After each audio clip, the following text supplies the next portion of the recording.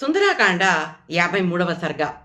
52వ సర్గలో విభీషణుడు అన్నగారికి అనునయంగా మాట్లాడి మెల్లగా ఆ వానరుడికి మరణదండన తప్ప వేరే ఏ శిక్ష అయినా విధించమని బ్రతిమాలుతాడు. విభీషణుడి మాటలు విన్న రావణాసురుడికి అతని మాటలు సబబుగానే అనిపిస్తాయి. వెంటనే ఇతడి తోకకి నిప్పంటించి నగర ప్రధాన మార్గాలలో ఆ తోక కాలే వరకు ఇతడిని తిప్పండి అని చెప్పేసి ఆజ్ఞాపిస్తాడు.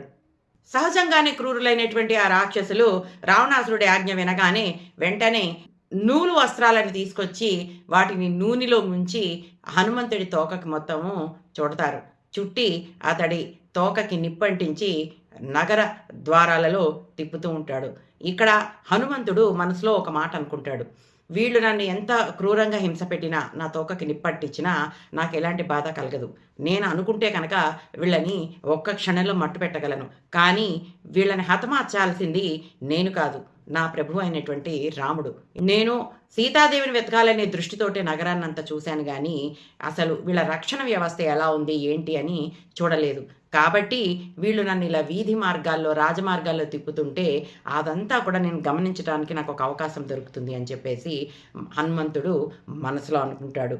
ఇక్కడ హనుమంతుడి తోకకి నిప్పు పెట్టిన వార్త సీతాదేవి చెవులకి అతి ఘోరంగా వినపడుతుంది. కానీ అంతలోనే మనసుని అదుపు చేసుకుని ఒక అగ్నిజ్వాలని వెలిగిస్తుంది. ఆ అగ్నిదేవుడికి నమస్కారం చేసి ఈ విధంగా అంటుంది.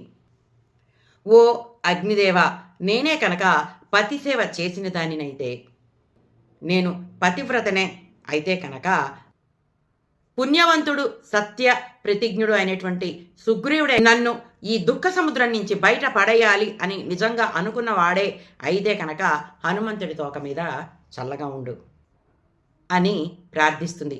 అగ్నిదేవుడు హనుమంతుడు క్షేమంగానే ఉన్నాడు అని విషయాన్ని ఆవిడకి తెలియచేయాలి అన్నట్టుగా అగ్నిజ్వాలలు ప్రదక్షిణగా ప్రజ్వరిల్లుతాయి. ఇక్కడ హనుమంతుడు తన తోక మీద అంతంత మంటలు రేగిపోతున్నా తనకి ఏమాత్రం బాధ కలగట్లేదు ఏంటా అని ఆశ్చర్యపోతాడు. ఒక్కసారిగా తన శరీరాన్ని పెద్దగా పెంచుతాడు. ఆ పెంచటం వల్ల అతనికి కట్టి ఉన్న బంధనాలన్నీ కూడా తెగిపోతాయి. హనుమంతుడు పెద్దగా గాల్లోకి ఎగురుతాడు. అటు ఇటు పరిశీలనగా చూసిన హనుమంతుడు నగర ద్వారానికి ఉన్నటువంటి ఇనప గడియని గట్టిగా చేత్తో ఒడిపికి అక్కడున్న రాక్షసులందరినీ కూడా చంపేస్తాడు. తోక మీద ఉవ్వెత్తున మంటలు ఎగిసిపడుతూ ఉంటే సహస్ర కిరణాలతో ప్రకాశించేటువంటి సూర్యుడిలాగా కనిపిస్తాడు హనుమ.